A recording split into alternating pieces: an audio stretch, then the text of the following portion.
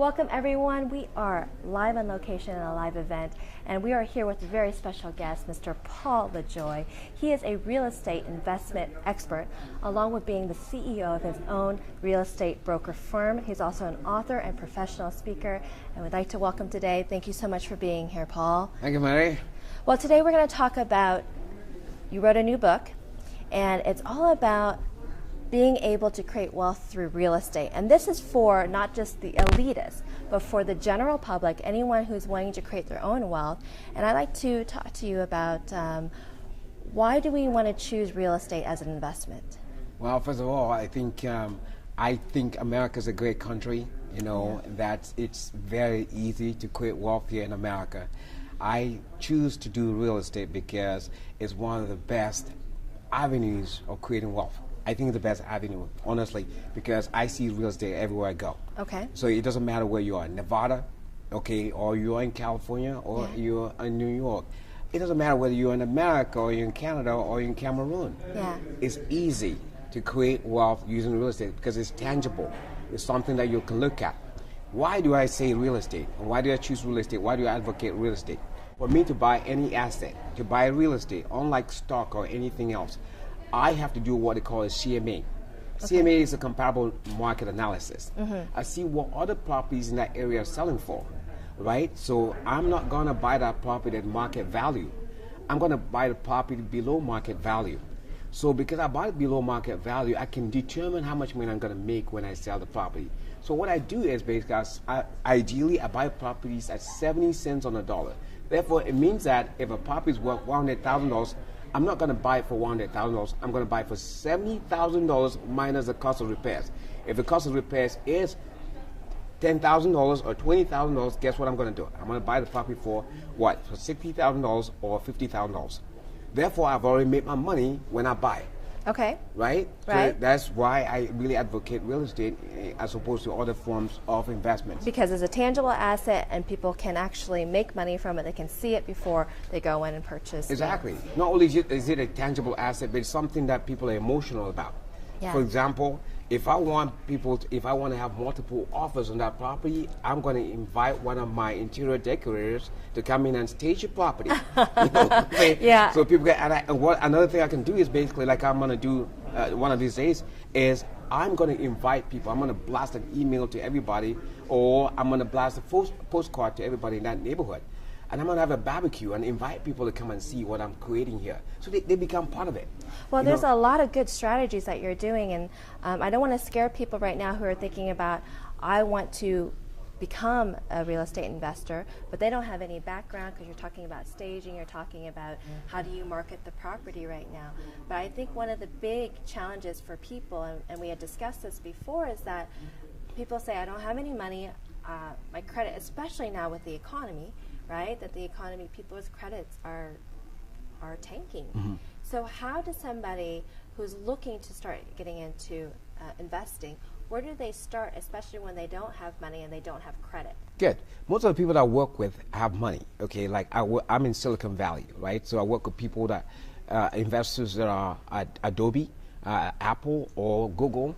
Those are people I work with. Mm-hmm. But you're right. If someone doesn't have money, can they still work with me? Of course, sure, they can work with me. That's why we really think it's impossible to be poor in America, or it's very easy to be rich in America. Mm-hmm. So what does that mean? You don't have to have credit. You don't have to have money.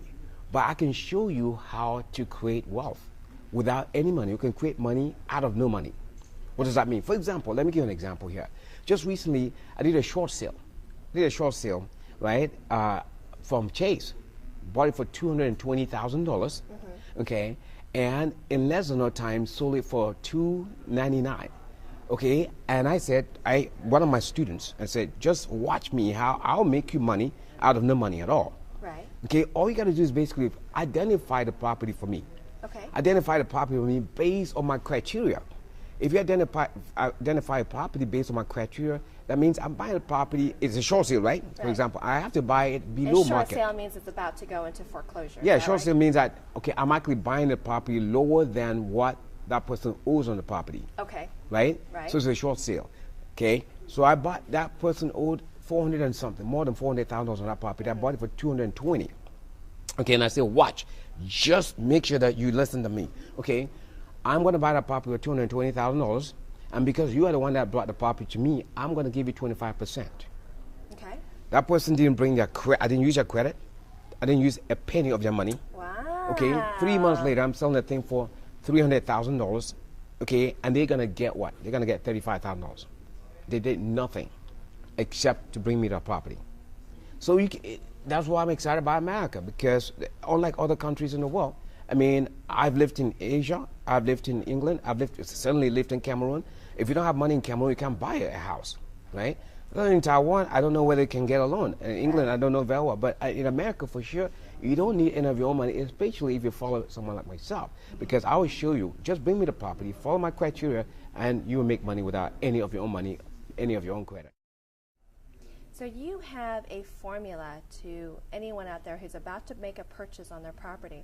So let's go through the formula, and we'd like to advise our audience to go ahead and get your pen and paper out and get ready to take some notes. So if you don't mind, go for it.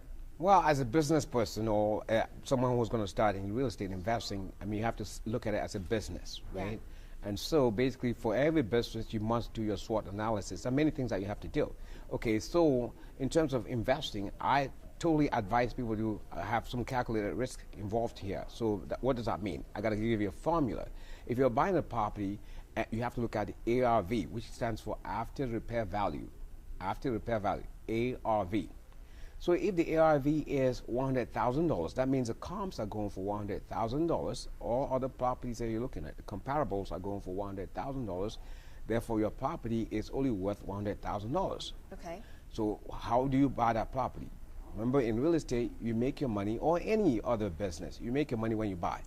For example, Walmart wants to sell things cheap. They go to China. They already calculate how much they can sell that stuff in America. That's why they're not manufacturing in America, because it's more expensive. They buy it from China where it's cheaper.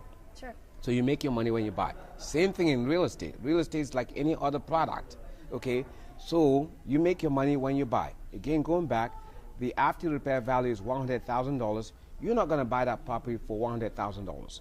You're going to buy that property at 70% of the $100,000. So $70,000. Yes, $70,000. But you have to also ascertain whether or not this property needs any form of repairs. If it needs repairs, then you have to subtract the repairs, the repair cost from the $70,000. If the repairs come in, you have to go there with your contractor, right? If repairs come in at $10,000, that means you're not going to buy that property for $70,000. You're going to buy for $60,000. If repair costs are determined to be what? $20,000. Therefore, your purchase price will not be $60,000. It will be what? $50,000, right? So again, the formula is 70% of the ARV minus the cost of repairs is your purchase price. So that's what you need to purchase at in order for you to get a return on it. Right, exactly. Okay, but that doesn't always work. So we're going to talk about, you said earlier, calculated risk. Right. In that if you're an investor, you're going to have some properties that are obviously going to do very well when you sell, and some properties that aren't, so they're going to lose money. So talk to me about that. Well, that's why you have to buy the properties not at 80 cents on the dollar or 90 cents on the dollar. You got to buy at 70 cents on the dollar minus the cost of repairs. It depends on the economy too. It depends on the market. Because some markets now you're having multiple offers. So the calculated risk is basically you're going to buy the property below market, right? Because you must have a cushion, right? Especially that property needs repairs. Right. Because you don't know, the home inspector or the termite inspector is giving you a report, but they don't see inside the walls. So when your contractor starts doing work on a house, they might give you some surprises. There might be a change order. Yeah. So you got to have that cushion. Yeah. And we know that repair costs, you have to give a cushion of about 10 to 20%. Okay. So if a contractor tells you it's going to cost you what? $10,000, add another 20% to that, right? Yeah. Because, typically that's what happens. Right. If it doesn't cost you another 20%, then that's good. Then your profit is bigger. But you must always have that risk in mind, that calculated risk in mind, at 10 to 20%. And then you will never go wrong. You hardly go wrong. Outstanding tip. Thank you so much. I'm sure people out there are writing down, looking at how they can get going on this. So thank you so much for, again, sharing your wisdom, and we really appreciate it, Paul. Oh, my pleasure. If you were to leave with a final tip or a final success message to people out there who are wanting to get started into real estate investing, what would that be? Well, I think basically if they want to get started, I think basically you have calculated risk, okay? But you have to follow a mentor. You have to have a mentor, right? So basically, I'll advise them to go to our website, which is LeJoySolutions.com, and that's how they can connect with me. They go to LeJoySolutions.com, sign up, and then we show them the ropes. You can't start on your own. You have to really follow the leaders. Yep, get a mentor. Yeah. Well, thank you so much for sharing your wisdom today, Paul. And anyone out there who's looking to start in real estate investing or just want to find out how to just to connect with Paul, please visit his website and get started today. Create that wealth.